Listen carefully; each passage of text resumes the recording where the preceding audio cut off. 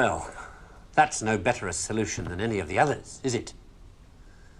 So, in the end, have we learned anything from this look at why the world turned out the way it did that's of any use to us in our future? Something, I think. That the key to why things change is the key to everything. How easy is it for knowledge to spread? And that in the past, the people who made change happen were the people who had that knowledge, whether they were craftsmen or kings. Today, the people who make things change, the people who have that knowledge, are the scientists and the technologists who are the true driving force of humanity. And before you say, what about the Beethovens and the Michelangelos? Let me suggest something with which you may disagree violently. That at best, the products of human emotion, art, philosophy, politics, music, literature, are interpretations of the world that tell you more about the guy who's talking than about the world he's talking about. Second-hand views of the world, made third-hand by your interpretation of them. Things like that, as opposed to this. Know what it is?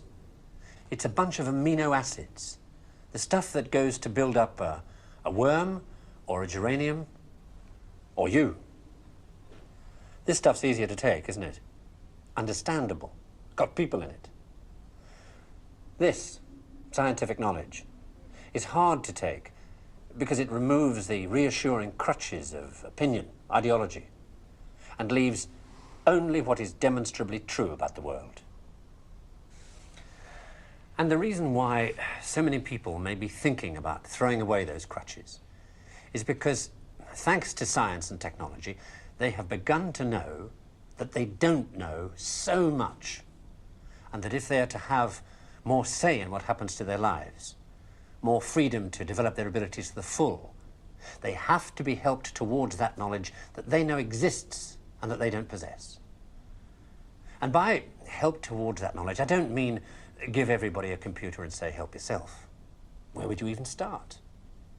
No, I mean trying to find ways to translate the knowledge, to teach us to ask the right questions. See, we're on the edge of a revolution in communications technology that is going to make that more possible than ever before. Or, if that's not done, to cause an explosion of knowledge that will leave those of us who don't have access to it as powerless as if we were deaf, dumb, and blind. And I don't think most people want that. So what do we do about it? I don't know. But maybe a good start would be to recognize within yourself the ability to understand anything, because that ability is there, as long as it's explained clearly enough. And then go and ask for explanations. And if you're thinking right now, what do I ask for?